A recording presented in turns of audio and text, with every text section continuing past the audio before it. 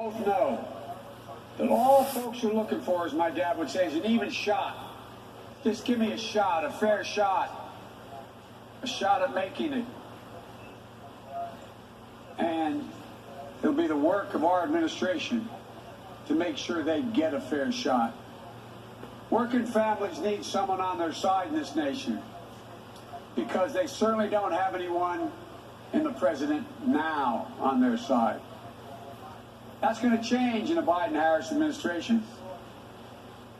It's going to be gratifying to see the strong, enthusiastic reaction to Senator Harris as our next vice president. You know, it comes from people all over the country. It's already occurring. All over the country. All ideological views, all backgrounds. Events, of course, we are predictable, some of them. It comes from ¿Y es all esa over, ahorita que except, está of course, pasando? from Donald Trump's ¿Ah? White House and his allies. Está pasando. You all knew it was coming. You could have set your watches to it. Donald Trump has already started his attacks, calling Kamala, quote, nasty, whining about how she is, quote, mean to his appointees. It's no surprise, because whining is what Donald Trump does best, better than any president in American history. Is anyone surprised Donald Trump has a problem with a strong woman or strong women across the board? We know that more is to come. Well, let's be clear. If you're a working person, worried about whether or not you'll have a job to go to, whether or not you'll be able to pay your mortgage, pay your rent, worried about the poison in the air you breathe, the water you drink, worried about your civil rights, even your basic right to dignity, which is under attack with this administration. Kamala Harris has had your back, and now we have to have her back.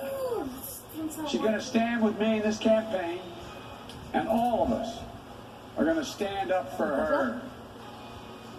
On January 20th, 2021, we're all going to watch Senator Harris raise her right hand and swear the oath of office as the first woman ever to serve in the second highest office in America, in this land.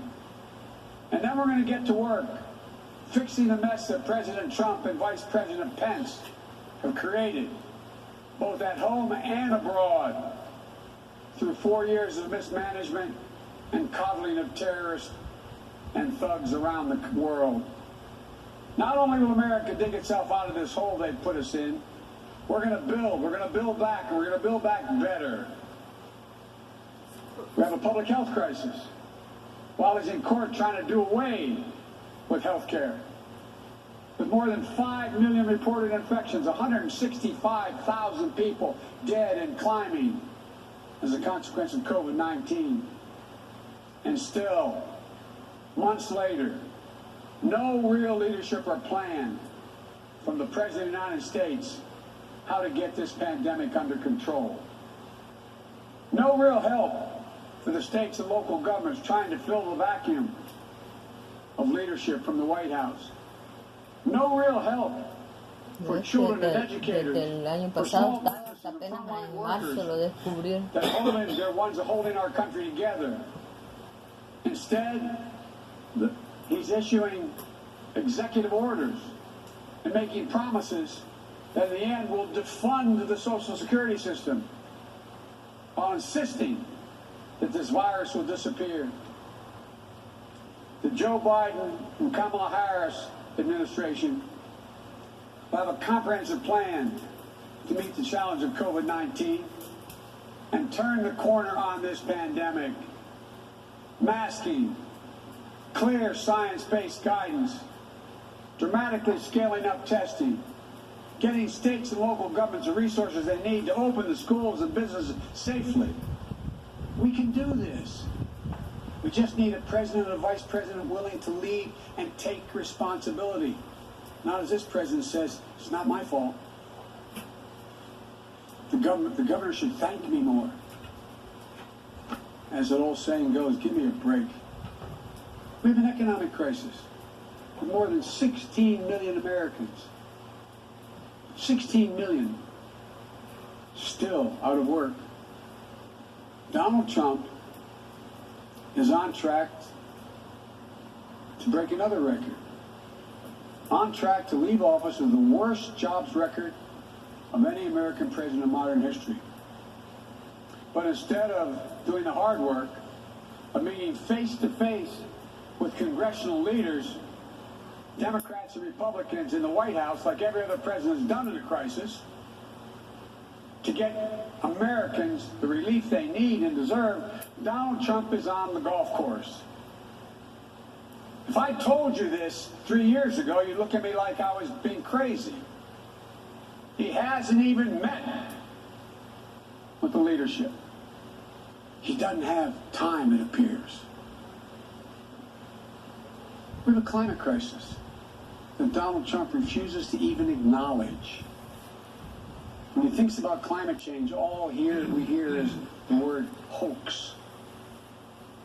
The Biden-Harris administration is going to meet the climate crisis, protect the health of the American public.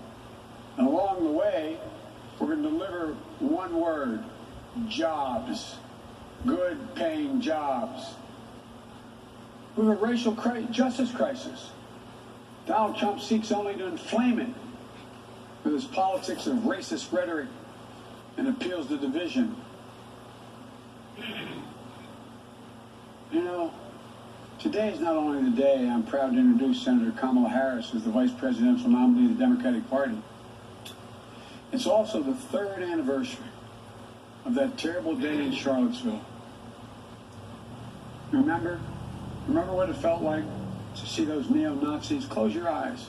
And those Klansmen, white supremacists, coming out of fields, carrying lighted torches, faces contorted, bulging, veins, pouring into the streets of historic American city, spewing the same anti-Semitic bile we heard in Hitler's Germany in the 30s.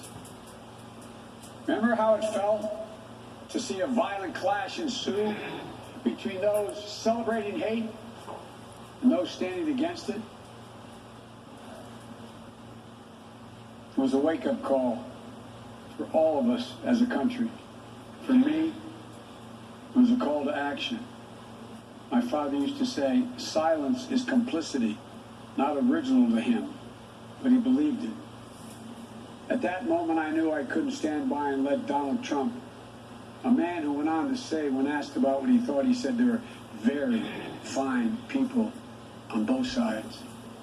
Quote, very fine people on both sides. Thank you. No president of the United States of America has ever said anything like that. See him continue to attack everything that makes America America. I knew we were in the battle for the soul of the nation. That's when I decided to run. And I'm proud now to have Senator Harris at my side in that battle, because she shares with the same intensity I do. For she's someone who knows what's at stake. The question is, for all Americans to answer, who are we as a nation? What do we stand for? And most importantly, what do we want to be? You know, someone who knows that the future of this country is limited only by the barriers we place on our own imaginations, because there's nothing Americans cannot achieve when we put our minds to it, when we do it together.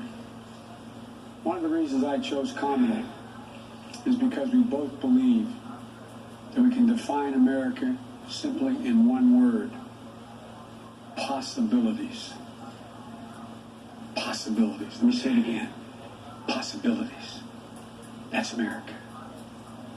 That's what sets this nation apart. Is that everyone, the ability for everyone, and we mean everyone, to go as far and dream as big as hard work and their God-given ability will take them.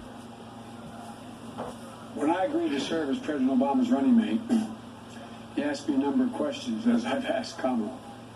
The most important was, he said to me, he asked me what I wanted, most importantly. I told him I wanted to be the last person in the room before he made important decisions. That's what I asked Kamala. I asked Kamala to be the last voice in the room. To always tell me the truth, which she will. Challenge my assumptions if she disagrees. Ask the hard questions. Because that's the way we make the best decisions for the American people. I got a chance to spend some time at my home today with Kamala and Doug. And I want to thank them. I thank them publicly for agreeing to join and take this journey with Jill and me. Doug, you're going to have to learn what it means to be a barrier breaker yourself in this job you're about to take on. America's first, second gentleman. And although they're not with us here today, I want to thank Ella and Cole as well. I had a chance to speak to Doug's mom and dad and Ella and Cole. And we're going to get our kids together to let them know what's coming. My grandchildren are about the age of their children. Got to speak to them. My campaign has always been a family affair, every campaign I've run. So I've got some news for you. You're all honorary Bidens. And here's the best part. Kamala, you've been an honorary Biden for quite some time. You know, I came first to know who Kamala was through our son, Beau Biden. They were friends. They served as attorneys general at the same time. They took on the same big fights together. Kamala in California, Beau here in Delaware. Big fight.